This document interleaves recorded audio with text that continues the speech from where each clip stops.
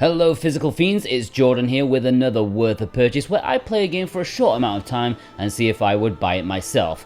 This video we're taking a look at El Shaddai Ascension of the Metatron, the one and only game from Ignition Tokyo. It's an old-ish game from 2011, originally released on the PS3 and Xbox 360, but now it's back on the Switch. You can get it digitally, but we're all about physical releases here, and this does have one from Limited Run Games in North America, but there's also a more accessible Japanese version that does have English. You can get that with the links down below in the description.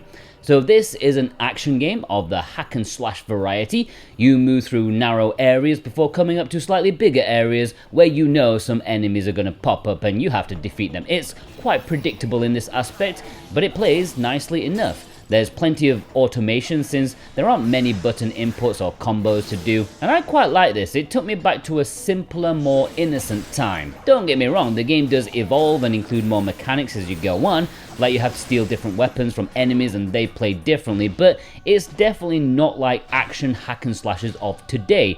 Like me, coming off the back of playing Final Fantasy VII Rebirth, and then before that Warlong for my Three Kingdoms retrospective on my other channel, these days literally every button on the controller does something, and even then it's not enough. You also have like different combo presses just to make sure every mechanic is available. El Shaddai is a bloody relief. You don't need to think about 20 different mechanics just for the fights. You've got a set core amount and jobs are good. Attack, jump, block, regeneration.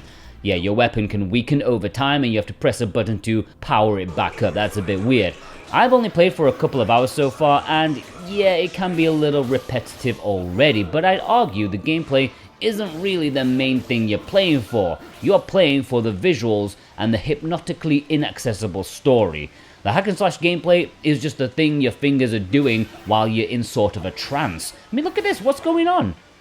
It looks both amazing and rough at the same time. The environments are intriguing and crazy, psychedelic, and yet our man Enoch looks like a Barbie doll. It's an absolute fever dream of a game.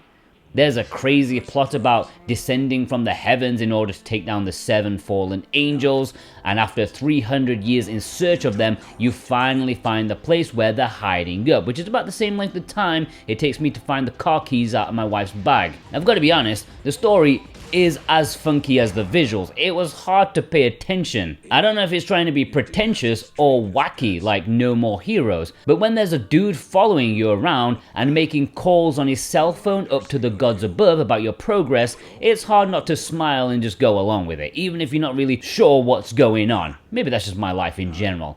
I like it overall, but there's definitely one thing that's pretty bad, and that is the platforming. Yeah, the perspective is pretty bad. It's hard to know and judge where you're going to land, but thankfully you're not punished too much here if you fail.